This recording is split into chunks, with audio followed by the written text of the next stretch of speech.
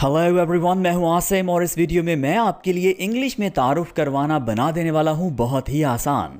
दोस्तों, कई ऐसी जगह होती हैं जहां पर आपको इंग्लिश में तारुफ करवाना पड़ता है, जैसे कि क्लास, स्टेज, प्रेजेंटेशन हो सकती है, या कोई भी ऐसी जगह जहां पर आप फर्स्ट टाइम गए हैं, राइट, और आपको कहा जा सकता है कि आप इंग्लिश में अपना इंट्रोडक्शन करवाएं। या सिंपली अगर वो आपको ये नहीं कहते कि आप इंग्लिश में अपना इंट्रोडक्शन करवाएं और सिंपली आपसे वो इंग्लिश में खुद को इंट्रोड्यूस करवाने का कह दें, यानी आपको कह दें इंट्रोड्यूस योर सेल्फ और tell us about yourself, tell me about yourself, okay, तो आपको जवाब इंग्लिश में ही देना है, राइट। हाँ, आपको इंस्ट्रक्शंस दी जा सकती हैं कि जैसे आपको मुनासिब लगे आप उर्दू में भी इंट्रोडक्शन करवा सकते हैं या इंग्लिश में भी करवा सकते हैं। लेकिन अगर आपको इंस्ट्रक्शंस ना दी जाएं तो जब आपसे इंग्लिश में इंट्रोडक्शन करवाने का कहा जा रहा है, यानी इंग्लिश में बोला जा रहा है, तो समझ लीजिए कि आपने इंट्रोडक्शन इंग्लिश में ही करवाना है। दोस्तों, अगर बिल्कुल बिगिनिंग में ही यानी इंट्रोडक्शन करवाते हुए अगर आप घबरा गए तो ख़ुद को आगे बैलेंस रखना, मेंटेन रखना बिल्कुल मुश्किल हो जाएगा। तो आपने क्या करना है कि इस वीडियो को अच्छी तरह से देख लेना है और समझ लेना है कि आपने अपना तारुफ कैसे करवाना है इंग्लिश में। देखिए, छोटी छोटी चीज़ें हैं, छोटे छोटे सेंटेंसेस हैं, लेकिन अगर आप उन्हें ठीक तरह से सीखेंगे नहीं तो इंट्रोडक्शन करवाते हुए आपके लिए प्रॉब्लम हो सकता है, राइट। सो इन छोटी छोटी चीज़ों को सीख लीजिए ताकि आप अच्छी तरह से इफ़ेक्टिवली अपना इंट्रोडक्शन करवा सकें और आगे भी आपके लिए इंग्लिश में बातचीत करना या इवन अगर आप उर्दू में भी बातचीत करते हैं बाद में तो आपके लिए आसान रहे, आप कॉन्फिडेंट रहें स्टेज पर भी और इंटरव्यू में भी, हर जगह पर जहां पर आपको इंट्रोडक्शन करवाना पड़े। दोस्तों, मैं हूं आसिम और आप मुझे सुन रहे हैं वोकैब्युलरी यूट्यूब चैनल पर। यूं ही बासानी हमारे साथ उर्दू से इंग्लिश सीखते रहने के लिए हमारे चैनल को सब्सक्राइब कर लीजिए और बेल बटन को भी प्रेस कीजिए ताकि आपको हमारी आने वाली वीडियोज़ के नोटिफिकेशन मिल जाया करें। तो आइए दोस्तों, सीख लेते हैं इंग्लिश में तारुफ करवाना। जी दोस्तों, तो सबसे पहली बात, आप जब भी किसी से मुलाकात करते हैं तो आपने ग्रीटिंग्स लाजमी करनी है, राइट। तो ग्रीटिंग्स क्या है जी? हमारे पास दो तरह से ग्रीटिंग्स हैं, यानी हेलो हाय करना किसी को, तो आपने दो तरह से ग्रीटिंग करनी होती हैं, ठीक है। नंबर 1 इनफॉर्मल ग्रीटिंग्स, ठीक है, और नंबर 2 फॉर्मल ग्रीटिंग्स। अब फॉर्मल और इनफॉर्मल में क्या डिफरेंस है, ज़रा ये थोड़ा सा समझ लीजिए। फॉर्मल वो ग्रीटिंग्स होती हैं, वो हेलो हाय होती है जो आप अपनी स्टडीज़ की जगह पर और जहां आपका काम हो, बिजनेस हो, ऑफिस हो, वहाँ पर आप यूज़ करते हैं, ठीक है। ओके, सो फॉर्मल और इनफॉर्मल हमारे पास दो तरह से ग्रीटिंग्स आ गई जी। अच्छा दोस्तों, यहाँ पर हमारे पास आ जाते हैं इनफॉर्मल ग्रीटिंग्स, और ये हम कब यूज़ करते हैं, किन के साथ यूज़ करते हैं? दोस्तों के साथ, उन लोगों के साथ जिनके साथ हमारी खुली गपशप हो, हम उनके साथ बहुत ज़्यादा फ्रैंक हों, दोस्ताना ताल्लुक़ हो हमारा, तो उनके साथ हम ये वाले जो इनफॉर्मल ग्रीटिंग्स हैं ये यूज़ कर सकते हैं, ठीक है। अच्छा, यहाँ पर एक और पॉइंट, ये वाले जो ग्रीटिंग्स हैं ये सारे, ये आपने इन लोगों के लिए यानी जो फॉर्मल हैं उनके लिए यूज़ नहीं करने, जबकि ये वाले जो हैं ये आप इनके लिए यानी इनफॉर्मल वाले लोगों के लिए यूज़ कर सकते हैं, ठीक है। यानी इनफॉर्मल को आपने फॉर्मल वाली जगह पर यूज़ नहीं करना, जबकि फॉर्मल वालों को आप इनफॉर्मल वाली जगह पर यूज़ कर सकते हैं, नो प्रॉब्लम, ठीक है। आमतौर पर आप किसी को भी कह सकते हैं good morning, good afternoon, good evening, right. लेकिन हाउडी एंड व्हाट्सअप ये आप अपने बॉस को, टीचर को नहीं कहते, ठीक है। यानी ये ऐसे अल्फाज हैं जो आप जिनके साथ आप यार वाले और बड़ी वाले वर्ड्स यूज़ करते हैं, उनके साथ आप इस तरह के वर्ड्स यूज़ करेंगे, ठीक है। जबकि ये वाले जो वर्ड्स हैं ये आप उनके साथ यूज़ करेंगे जो आपके लिए मुअज़्ज़ज़ हैं, जो आपके लिए रिस्पेक्टेबल हैं, ठीक है, आपसे उम्र में बड़े हैं, तजर्बे में बड़े हैं, ठीक है। तो ये हो गए हमारे पास दो तरह के ग्रीटिंग्स जी। तो अब ज़रा ग्रीटिंग्स करना सीख लेते हैं। आप किसी को मिलते ही देखते ही कह सकते हैं हाय या हे या हेलो, और अगर इन तीनों में से आपको कोई ये वाला वर्ड बोले हाय तो आप उसे जवाब में हेलो भी कह सकते हैं या उसे हाय भी कह सकते हैं, ठीक है। और अगर आपको कोई है बोले तो आप ही आगे से यही बोल सकते हैं हे हेलो, ठीक है। और साथ आप हाल चाल भी पूछ सकते हैं आगे, हाउ आर यू, ठीक है जी। अब हमारे पास है हाउडी। हाउडी बेसिकली हाय कहने का ही एक तरीका है, ठीक है। और जब आपको कोई हाउडी बोले, वैसे नॉर्मली पाकिस्तान में ये नहीं बोला जाता, राइट।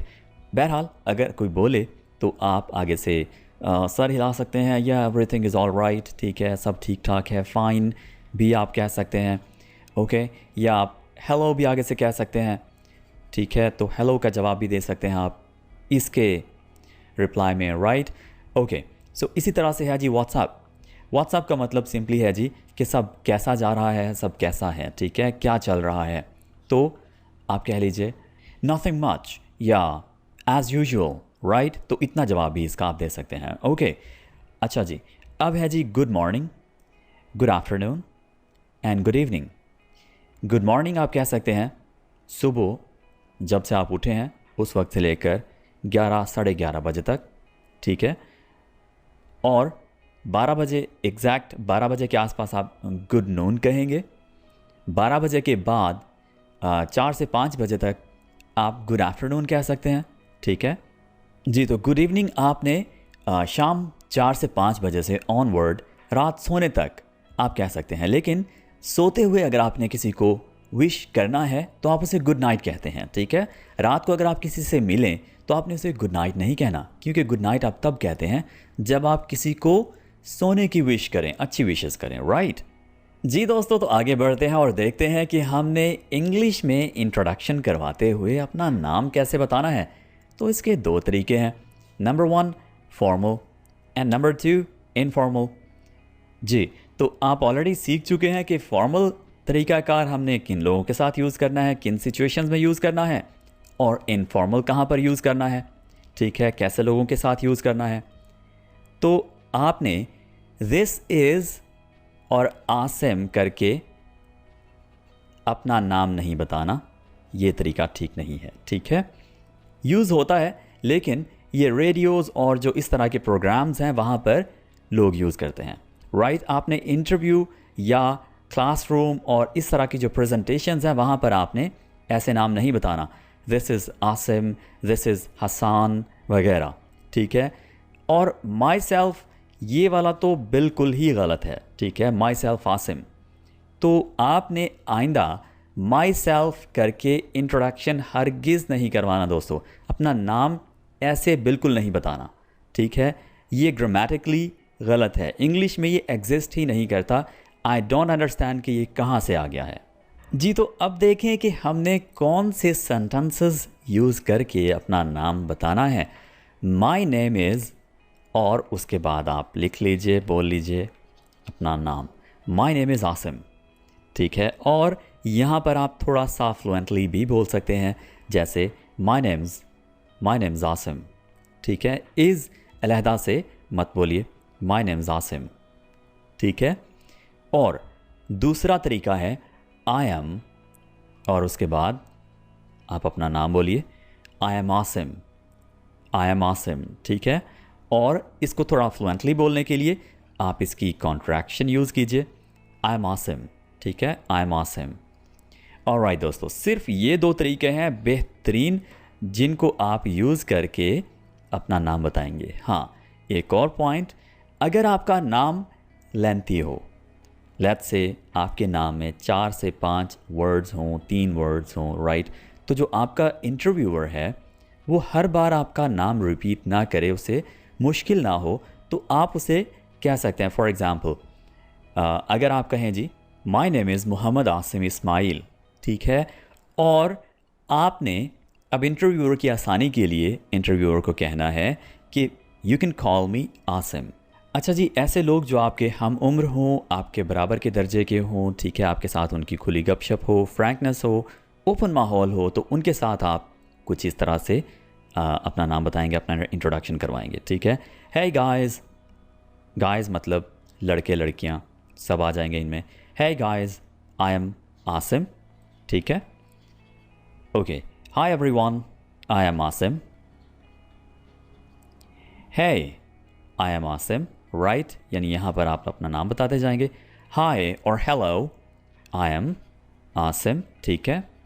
तो इस तरह से इनफॉर्मल सिचुएशंस में आप अपना नाम बता सकते हैं, राइट, ओके जी। जी दोस्तों, अब सीखते हैं कि रिहाइश की जगह बताने के लिए इंग्लिश में किस तरह के सेंटेंसेस यूज़ होते हैं। आई बिलोंग टू और उसके बाद अपनी सिटी का नाम बता देंगे, ठीक है। और अगर आप किसी बाहर कंट्री में हैं, अब्रॉड में हैं, तो आप अपनी कंट्री का नाम बता देंगे, ठीक है। ओके, और आई एम फ्रॉम वही बात है, सेम, लेकिन कहने के दो मुख्तलिफ तरीके हैं, right. I am from and I belong to, ठीक है। ओके जी, अगर आप उसी शहर के हों जहां आपका इंटरव्यू किया जा रहा है, तो आप कुछ इस तरह का सेंटेंस भी कह सकते हैं। आई बिलोंग टू, लेट्स से आप लाहौर से हैं और आपका इंटरव्यू भी लाहौर में हो रहा है, तो आप कहेंगे I belong to Lahore itself, ठीक है। मैं लाहौर से ही हूँ, मैं लाहौर का ही हूँ। आई एम फ्रॉम लाहौर इटसेल्फ, ठीक है। तो इस तरह से आप इंग्लिश में अपनी रिहाइश की जगह बता सकते हैं, ठीक है, यानी आप कहाँ से हैं। जी दोस्तों, अगर आपको इंटरव्यू में अपनी फैमिली के बारे में बताना पड़े तो आप कुछ सिचुएशंस आपके लिए रख दी गई हैं जिनको यूज़ करते हुए आप अपनी फैमिली के बारे में इंग्लिश में बता पाएंगे बड़ी आसानी से, ठीक है। तो सबसे पहली सिचुएशन ये है कि मेरी फैमिली में मेरे वालिदैन के अलावा हम 3 भाई और 2 बहनें हैं। जी, तो अब आप ये समझ लें कि आपकी फैमिली में कौन कौन है। आपके वालिदैन हैं और आपके भाई और बहनें हैं, राइट। ओके, तो इसमें आप कुछ इस तरह का, इस सिचुएशन में आप कुछ इस तरह का सेंटेंस यूज़ करेंगे। इन माई फैमिली, यहाँ से बात शुरू हो जाएगी और उसके बाद आप कहेंगे मेरे वालिदैन के अलावा। ये आपकी इंग्लिश को अच्छा कर रहा है, आपकी कम्युनिकेशन स्किल्स को अच्छा कर रहा है, ठीक है। अपार्ट माई पेरेंट्स, ठीक है, अपार्ट माई पेरेंट्स, मेरे वालिदैन के अलावा। We are 3 brothers, we are, यहाँ से आगे बात शुरू हो जाएगी जी।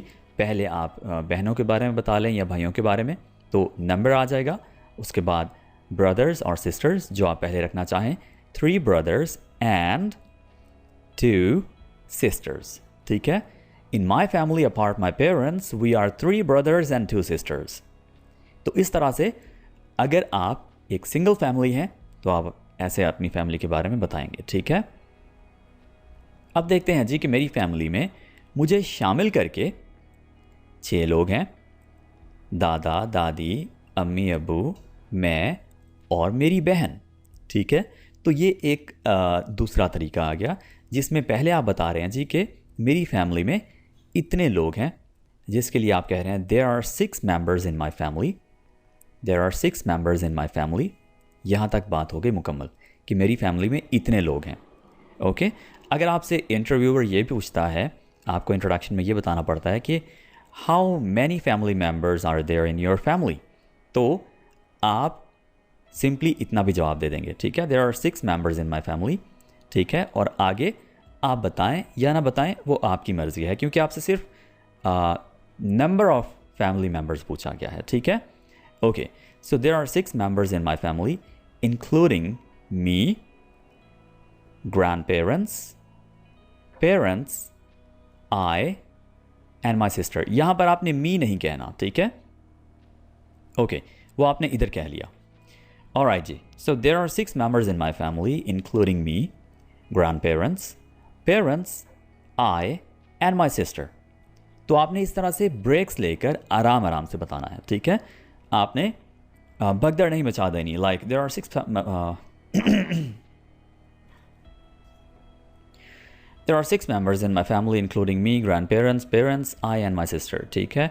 तो इतना मतलब तेज़ी करने की ज़रूरत नहीं है, ठीक है। रुक कर तसल्ली से, तहम्मुल से इंटरव्यू देना है, ठीक है। Okay, there are 6 members in my family including me, grandparents, parents, I and my sister। Okay, so अगर आप तहम्मुल से रुक रुक कर जवाब देंगे तो आपको जो सेंटेंसेस हैं वो भी बनाने का मौका मिलेगा और साथ साथ आप में और ज़्यादा कॉन्फिडेंस बूस्ट होगा और आपका जो इंटरव्यूअर है वो भी आपसे इम्प्रेस होगा। उसे अच्छा लगेगा कि बंदा बड़ा स्टेबल है, ठीक है, बड़ा ठहर के बात करता है, यानी इसे बात करने का अच्छी तरह से आइडिया है, राइट। सो आगे बढ़ते हैं दोस्तों और फैमिली के बारे में मज़ीद मुख्तलिफ सिचुएशंस देखते हैं कि हम फैमिली के बारे में कैसे बता सकते हैं जी। मैं एक इनफरादी ख़ानदान के लिए यहाँ पर आप न्यूक्लियर फैमिली का वर्ड यूज़ कर रहे हैं। न्यूक्लियर फैमिली अब क्या होती है जी? एक ही पेरेंट्स, ठीक है, और उसके बच्चे जिस फैमिली में हो उसे हम न्यूक्लियर फैमिली कहते हैं, ठीक है। यानी वालिदैन और उसके बच्चे हों, आगे ग्रैंड पेरेंट्स और बाकी जो फैमिली मेम्बर्स हैं वो ना हों, ठीक है, तो उस फैमिली को हम न्यूक्लियर फैमिली कहेंगे। I live in a nuclear family with my parents and 2 sisters. ठीक हो गया जी। तो ये फैमिली के बारे में बताने का एक और अच्छा बड़ा ही खूबसूरत तरीका आ गया, जिसमें आपके पास एक बहुत ही खूबसूरत वर्ड भी ऐड हो गया, न्यूक्लियर फैमिली, ठीक है। अब जी आगे देखते हैं। मेरी फैमिली में 4 लोग हैं, तो फैमिली के मेंबर्स बताने के लिए हमारे पास ऑलरेडी एक सेंटेंस है, there are 4 people in my family. उसके बाद आप लिस्ट बताएंगे जी कौन कौन है। मेरी बीवी, मेरे 2 बेटे और मैं जी। तो my wife, my 2 sons and myself, ठीक है। तो इस तरह से आप अपनी फैमिली के बारे में बताएंगे। ओके, अब देखें जी, अगर आपकी फैमिली बहुत ही छोटी है तो आप ये फ़िक्रे भी यूज़ कर सकते हैं, ठीक है। आई हैव 2 ब्रदर्स एंड 1 सिस्टर। मेरे 2 भाई हैं और एक बहन है। आई जस्ट हैव 1 सिस्टर, या आप यहाँ पर 1 ब्रदर भी कह लीजिए, ठीक है। और या फिर आई एम द ओनली चाइल्ड, ठीक है। I am the only child, यानी मैं अकेला हूँ। जी दोस्तों, तो फैमिली के बारे में आई होप आपने बताना बहुत अच्छी तरह से सीख लिया। अब आगे बढ़ते हैं जी। मज़ीद कुछ सेंटेंसेस हैं फैमिली के बारे में बताने के लिए कि मेरे 2 बड़े भाई और एक बड़ी बहन है। मैं फैमिली में सबसे छोटा हूँ, ठीक है। तो एक ये सिचुएशन है जिसमें आप अपनी फैमिली के बारे में बताना चाह रहे हैं। I have 2 older brothers and 1 older sister. और फिर आप कहेंगे I am the youngest in my family, ठीक है। I am the youngest in my family जी। आई हैव 2 ओल्डर ब्रदर्स, मेरे 2 बड़े भाई, एंड 1 ओल्डर सिस्टर, और एक बड़ी बहन है। I am the youngest in my family, मैं फैमिली में सबसे छोटा हूँ, ठीक है। तो एक ये अलग सिचुएशन आ गई, ठीक है, जिसमें आप अपनी फैमिली में बड़े छोटे होने की भी बात कर रहे हैं। ओके, सो आगे बढ़ते हैं। मेरी सिर्फ एक बड़ी बहन है जो मुझसे 5 साल बड़ी हैं। I have just 1 sister who is 5 years older than me, ठीक है। ये जो दैन है ये ई वाला नहीं है, ये ए वाला है, ठीक है। I have just 1 sister who is 5 years older than me. मेरी सिर्फ एक बड़ी बहन है जो मुझसे 5 साल बड़ी हैं। ओके, सो ये वर्ड है हु इज़, एक, ठीक है, हु इज़। इसको हमने शॉर्ट करके कॉन्ट्रैक्शन बनाकर हुज़ कर दिया। ओके, एक हुज़ होता है ये वाला, इसका मतलब होता है किसका, ठीक है। हुज़ पेन इज़ दिस, ये किसका पेन है जी। ओके जी, आगे बढ़ते हैं। आई एम द मिडल चाइल्ड, मैं मंझला बच्चा हूँ, ठीक है, यानी दरमियान वाला। एक बड़ा है एक छोटा है और मैं दरमियान का हूँ। My brother is 2 years older and I have a younger sister. My brother is 2 years older, मेरे बड़े भाई 2 साल बड़े हैं, and I have a younger sister, और मेरी एक छोटी बहन है। अगर आप एक पेरेंट हैं तो आप कह सकते हैं I have 3 kids, 2 girls and a boy, ठीक है। 2 लड़कियां, 2 बच्चियां और एक बच्चा, ठीक है, यानी लड़का। जी दोस्तों, तो फैमिली के बारे में हमने बताना बहुत अच्छी तरह से सीख लिया। मुख्तलिफ सिचुएशंस में आप अपनी जो सिचुएशन है उसके मुताबिक यहाँ से सेंटेंस अरेंज कीजिए और अपनी फैमिली के बारे में बताना सीखिए। ओके, अब दोस्तों तालीम के बारे में हमने कैसे बताना है ज़रा ये सीख लेते हैं। आप सबसे पहले अगर छोटी क्लास में है या किसी भी क्लास में है तो आप कहेंगे आई एम इन क्लास 8, ठीक है, आई एम इन क्लास 8। या आप कह सकते हैं आई एम इन 8th क्लास। यहाँ पर आप इसको 8th या इस तरह से अजीब सी प्रोनाउंसिएशन बनाकर बिल्कुल इसको नहीं बोलेंगे, ठीक है। आपने इसको सिंपल सा बोलना है 8th। अब आपको चीख कर बोलने की ज़रूरत नहीं है कि मैंने TH भी यहाँ पर प्रोनाउंस कर दिया है, लाइक 8th, राइट। आपने ऐसे हरगिज़ नहीं बोलना। आप सिंपली बोलिए आई एम इन 8th क्लास। और आप स्टैंडर्ड भी बोल सकते हैं क्लास की जगह, ठीक है। Okay, so I am in class 8 या आई am in 8th class. Okay, अगर इन के फौरी बाद आप क्लास लगाएंगे तो 8 होगा, और अगर आप इन के फौरी बाद आप नंबर बताएंगे कि कौन सी क्लास में है तो उसके साथ TH लगेगा, ठीक है, यहाँ पर जैसे लगा हुआ है। ओके, और उसके बाद क्लास आ जाएगा।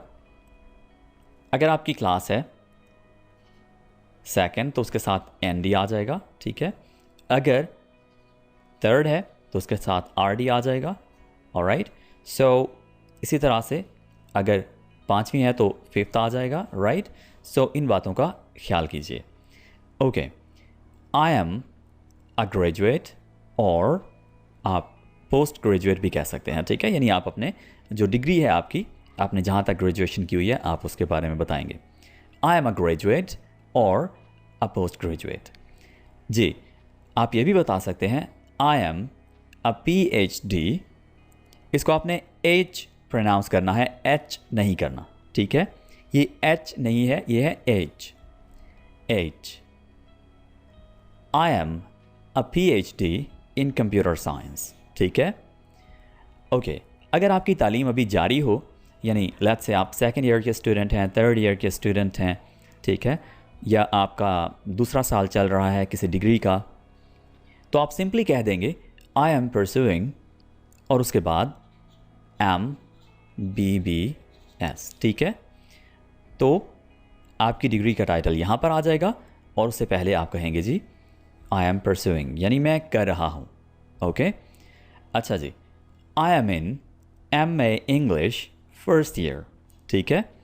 यहाँ पर आप अगर ईयर्स के साथ मेंशन करना चाहें कि आपने कितना कर लिया है, कौन सा साल आपका चल रहा है, तो आप इस तरह से बता सकते हैं, ठीक है। I am in MA English first year. जी दोस्तों, सो तालीम के बारे में बिल्कुल आसानी से आप इस तरह से बता सकते हैं। अब देखते हैं जी कि आपकी स्किल्स या क्वालिटी, आप क्या क्या स्किल्स रखते हैं, आपको क्या क्या आता है, ज़रा उस बारे में इंट्रोडक्शन में बात कर लेते हैं। जी, तो सबसे पहले I have done 3 months of speaking English course from Vocabulary in 2020. I've done 3 months of speaking English course from Vocabulary in 2020. अगर आपने किसी इदारे से कोई कोर्स किया हो तो आप इस तरह से बताएंगे आई हैव डन, उसके बाद ड्यूरेशन बताएंगे कि कितने माह का कोर्स, यानी अगर 6 months का है तो 6 months कोर्स, ठीक है। उसके बाद यहाँ पर देखिए जी 6 months ऑफ, उसके बाद आप ले आएंगे उस कोर्स का title, for example graphics designing, ठीक है, वीडियो एनिमेशन या वीडियो एडिटिंग, ऑलराइट। इसी तरह से पेंटिंग या कोई भी कोर्स हो उसका टाइटल आप यहाँ पर लिखिए ऑफ के बाद, ठीक है, और उसके बाद आप फ्रॉम लिखेंगे और फिर इदारे का नाम, उसके बाद इन और फिर ईयर भी लिख सकते हैं, ठीक है जी। तो दूसरा तरीकाकार क्या है, I am also certified in, I am also certified इन, अगर आपने किसी पर्टिकुलर स्किल में आपने कोई सर्टिफिकेट लिया हुआ है तो आप कह सकते हैं आई एम ऑल्सो सर्टिफाइड इन और उसके बाद वो कोर्स जो आपने कर रखा है, ठीक है। I am also certified in for example YouTubing course, ठीक है, यूट्यूबिंग कोर्स, ओके, या ब्लॉगिंग कोर्स या SEO कोर्स, ठीक है, या डिजिटल मार्केटिंग कोर्स, कोई भी कह लीजिए, तो वो आ जाएगा आई एम ऑल्सो सर्टिफाइड इन, तो उसके बाद उस कोर्स का नाम, ओके। मोरओवर, मज़ीद, आप मज़ीद अपनी स्किल्स के बारे में बता रहे हैं जी, मज़ीद I have done 6 months diploma on graphic designing from, उसके बाद इदारे का नाम आ जाएगा, ठीक है, सो ABC जो भी इदारा है, ठीक है, ओके जी। सो स्किल्स या क्वालिटीज़ के बारे में जो आपने सीख रखा है, जिस चीज़ में आपके सर्टिफिकेट्स हैं, जिस चीज़ में आपका तजुर्बा है, वो आप इस तरह से बताएंगे।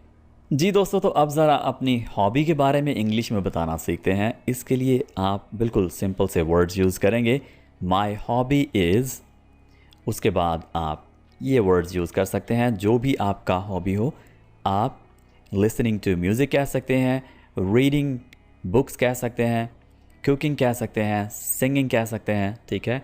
माई hobby is listening to music, my hobby is reading books, my hobby is cooking, my hobby is singing. या इसी तरह से आप ये भी कह सकते हैं I love listening to music, I love reading books, I love cooking, I love singing, ठीक है। और अगर दो हॉबीज़ हों या दो से ज़्यादा हों तो आप कह सकते हैं माई हॉबीज़ आर और उसके बाद कुकिंग एंड रीडिंग बुक्स, ठीक है दोस्तों। जी, तो जब फाइनली आपका इंट्रोडक्शन कंप्लीट हो जाए, आपका इंटरव्यू कंप्लीट हो जाए, तो उसके बाद आपने लास्ट में ये दो सेंटेंसेस में से कोई एक लाजमी कहना है, ठीक है, ताकि आपका जो एंड है वो अच्छा हो, ठीक है। आप अपना इंट्रोडक्शन करवा चुके हैं तो आप कह लीजिए this is all about me, thank you, ठीक है। और फिर आप ये भी कह सकते हैं thank you for taking the time to interview me, ठीक है, thank you for taking the time to interview me. Alright, practice लाजमी कर लीजिएगा इन छोटे छोटे सेंटेंसेस की। ये कहने को तो छोटे हैं, लेकिन जब आप किसी के सामने बैठकर बोल रहे होंगे तो मुश्किल पैदा कर सकते हैं, ख़ास तौर पर जब आप for the very first time बोल। जी दोस्तों, उम्मीद है कि आपके लिए अब इंग्लिश में इंट्रोडक्शन करवाना हो चुका होगा बहुत ही आसान। आपने इन तमाम सेंटेंसेस को एक दफ़ा प्रैक्टिस लाजमी करना है। वो कुछ इस तरह से कि आप हर एक सिचुएशन पर एक एक सेंटेंस बनाइए, यानी अपनी फैमिली के बारे में अलग से लिखिए, अपनी स्किल्स के बारे में अलग से लिखिए, खुद से लिखिए, ठीक है। और जो मैंने आपको सेंटेंसेस बनाए हैं शॉर्ट से, इनका जो स्ट्रक्चर है वो फॉलो करते हुए अपना इंट्रोडक्शन कंप्लीटली लिख लीजिए, ठीक है, और उसको फिर बोलकर प्रैक्टिस कीजिए, राइट। तभी आपका इंट्रोडक्शन अच्छी तरह से इंग्लिश में हो पाएगा। So my dear friends, this is it for today. We'll be talking in the very next video. Take care. See you next time.